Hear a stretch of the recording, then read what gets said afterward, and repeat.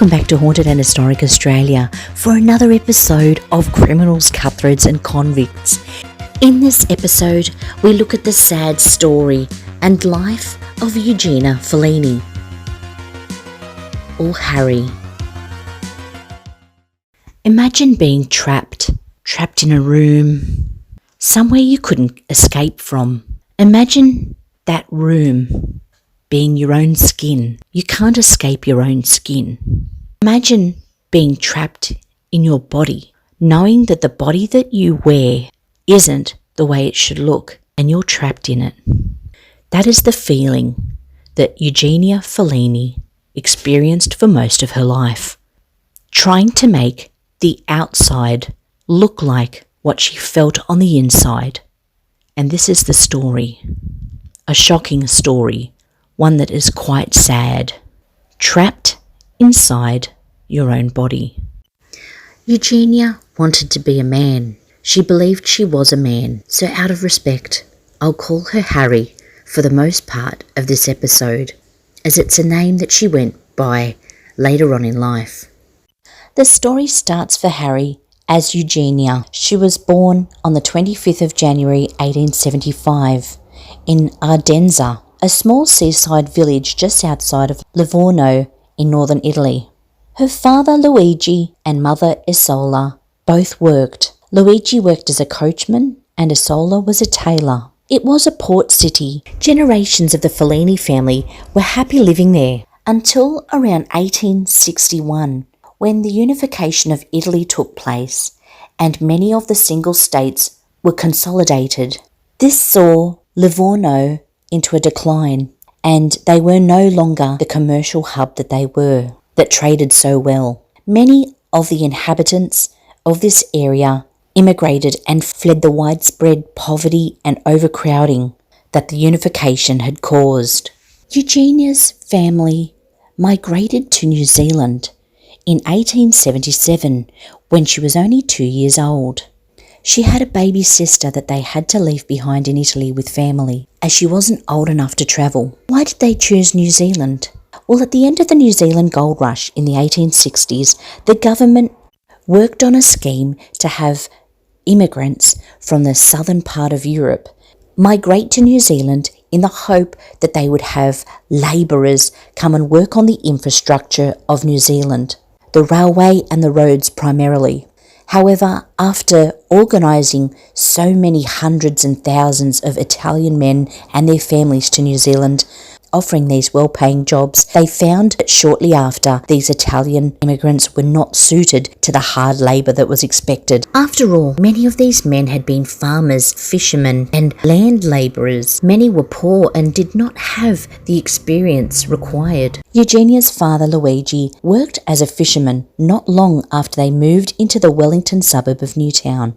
It must have been a welcomed respite from where they left, as the family had 10 more boys and 7 more girls. Eugenia also had the pleasure of having her grandmother live with them, whom she was named after. They spoke Italian in the home, and this provided fond memories that Eugenia would have later on in her life. Things, however, weren't all smooth sailing, as the Anglo-Saxon society that was predominant in this area were prejudiced against the Italian community. This was because many of the Italians were brought there to work on their railways and roads, and that kind of fell over. The scheme fell over, and it was at this point that they looked down on the Italians. Those who were meant to come and help them had, in their opinion, failed them. You can hardly blame them though. It was like trying to get a cat to herd sheep. You can't make that happen. People can be trained, of course, but I believe that the government, this scheme, was based on the fact that they assumed that the Italians would just come in, take over, know what they were doing, and have it all knocked up. Sadly, though, this didn't happen. This type of prejudice towards them from the locals forced the Italian immigrants to band together, and they found themselves grouped together and really only dealing with each other, keeping themselves separate in the community. Now, despite Eugenia pretty much growing up in New Zealand, She was always seen as an outsider, an Italian immigrant. Eugenia found her teen years quite a struggle, as it was expected, being the firstborn daughter, that she would help with the children and pretty much raise them with her mother. But Eugenia wasn't the typical daughter of an Italian family, especially for those times. She was a tomboy. She loved dressing up in boys' clothes. And this is where Harry started to shine. Wrestling and playing around in the dirt with the younger brothers, Harry became Harry, resisting his parents' view for him.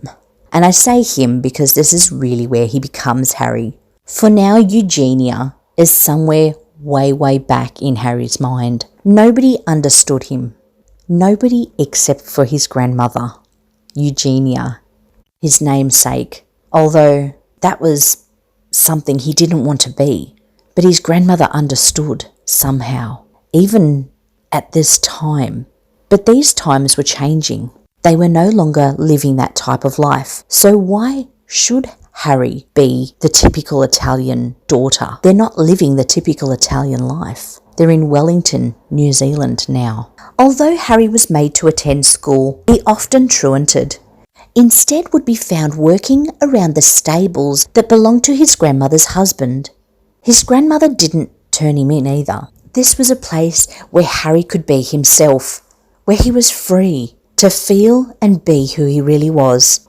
Although happy this moment was, it was short-lived. Due to not attending school, Harry became illiterate, could not read or write, and this would surface later on in his life. His parents, Luigi and Isola, blamed the grandmother's husband, Mr. Butti, for allowing Harry to be at the stables and not attend school.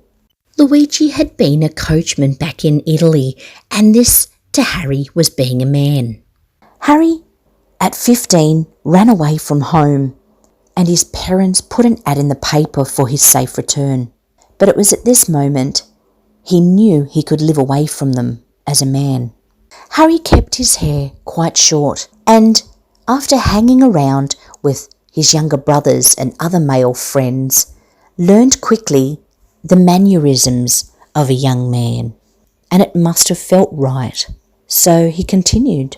Sadly though, nobody else around him could see this except for his grandmother.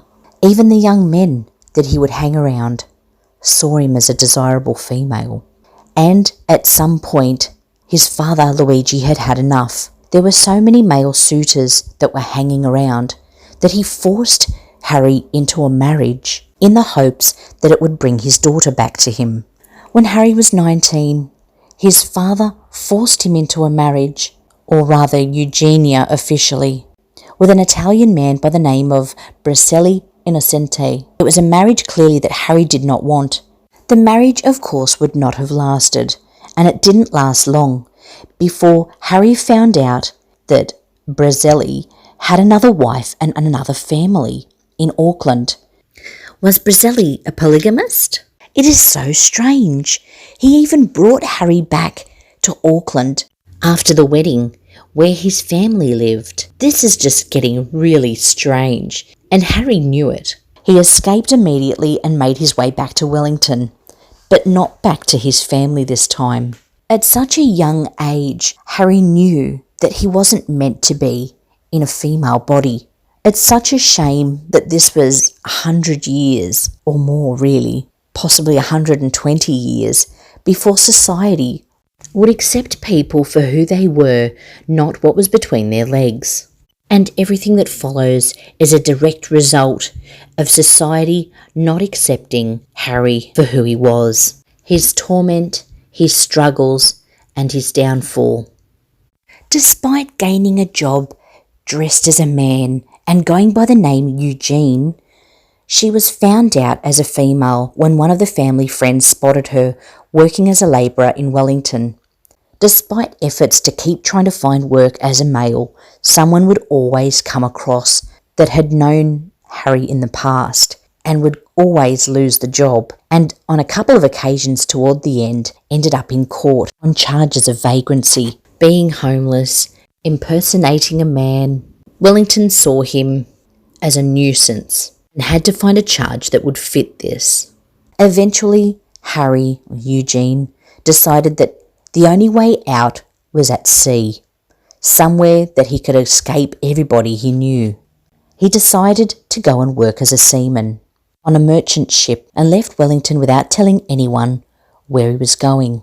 Over the next 18 months, he found another home until a fateful voyage aboard a Norwegian bark, which resulted in him being shamed and kicked from a ship, ending up in Newcastle in New South Wales, Australia. What happened aboard that Norwegian bark was disgraceful. It was disgraceful of the seaman at the time, the captain of that Norwegian bark, who, upon finding that Harry was female, took advantage of his strength and of Harry's slender, short, petite frame. And you can only imagine what had taken place. What a vile person. Heinous attack on her wasn't the worst of it. He dumps her at the port of Newcastle with only a couple of notes and a baby growing inside her.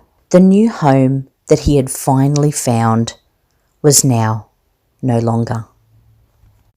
Harry, now pregnant, had to revert back to Eugenia for survival. It wasn't what felt right, but it was something that had to be done, at least for now. What could Harry do? Where could Harry, now Eugenia, go? Harry remembered back to when his parents talked of a family that had settled in Australia, in Sydney. They were the DeAngelis family, and they weren't able to have children of their own. They were doing quite well for themselves and lived quite well. Eugenia, Harry, decided that the only way back to being him would be to adopt the baby to the DeAngelis family. They wanted a baby, that was known, and Eugenia, Harry, couldn't have a child and live the way that he felt inside. He wasn't a woman, and at only 22 years of age, what life could Harry provide for a child? He was still a child himself. It was no surprise that, although Harry had known about the DeAngelis family, that Harry's family had also told the DeAngelis family about Harry and all the trials and tribulations thus far. It must have been a scary thing going to the front door of the DeAngelis home and not knowing what reaction that Harry would get on the other side.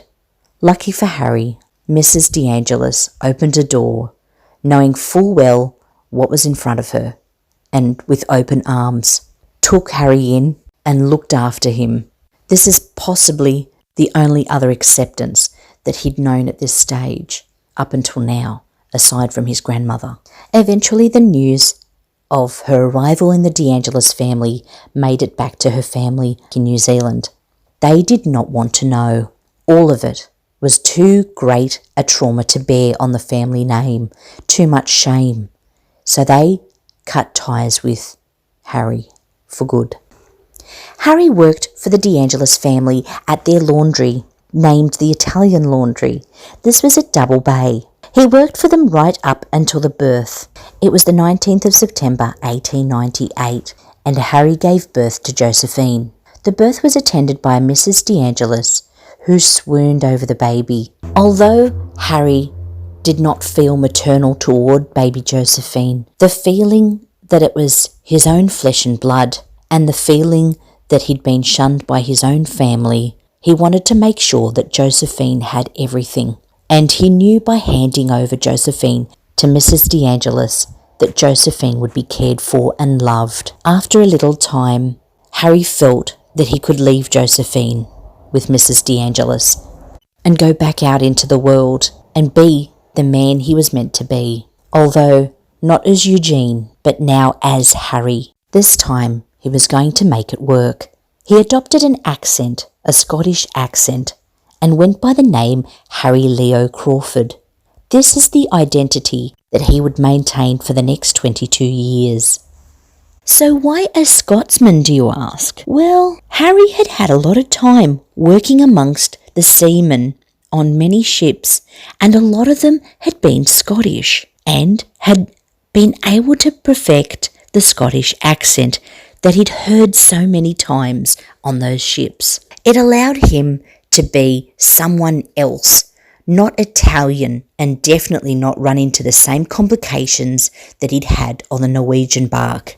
Harry knew how to talk to all different types of people now, but still stuck to the male jobs of labouring and cart drawing. He also worked again for Mrs. DeAngelis in their laundry business, driving a horse-drawn cart to deliver laundered items. Harry did not live with the DeAngelis family though. He settled into his male life, living in various boarding houses in the inner west of Sydney. Just like other single men of his age group, going out to pubs after a workday, meeting up with various women, but not having any serious female relationships. He was more concerned in keeping his identity secret and working hard. At first, Harry visited Josephine at the DeAngelis house, but this became less and less, as it was too hard for him to visit. The guilt was getting too much for him. Oftentimes he'd turn up drunk and swear and carry on like a pork chop, but Mrs. DeAngelis didn't care. She had the little girl she always wanted, and Harry, Eugenia, whatever he called himself, was responsible for that love that she's found. She didn't care that he didn't make regular payments anymore for the welfare of Josephine. She didn't need for money. She had everything she wanted now. Harry made that happen for her. Josephine grew up to be a lovely, dark-haired girl and called Mrs. DeAngelis Granny. As Josephine grew up, Harry's visits confused her. At one point, he asked her to call him father. I guess it was a way he could still be in her life going forward, even though it confused her more than anything, and she witnessed his outbursts towards the grandparents that she believed were her own. But Mrs. DeAngelis would come to the rescue for Harry and explain to Josephine, "Don't blame him. He has many problems, and I'll explain that to you one day." That one day being when she was just 7 years old. Mrs. DeAngelis explained everything to Josephine, which probably confused the poor girl more, which would create resentment towards Harry, and this would surface later on in her life. It was a secret that had to be held, and Harry was abusive when he found out that Mrs. DeAngelis had told Josephine, and it actually left a void for Josephine to try and understand who her real father was. Mrs. DeAngelis had simply told her he was a sea captain. I doubt that they mentioned the rate. It eventually got so hard to see Josephine, and the confusion calling him father, even though Mrs. DeAngelis kept calling him Eugenia. It just became harder and harder for Harry. His drinking became more and more with his friends, and the need for intimacy with a woman became more apparent to him. He needed to work out how he was going to be with a woman. But it was also very scary for Harry, because he can't go too far with a woman without being found out. Things like dildos had been out for some time now, even the vibrating ones.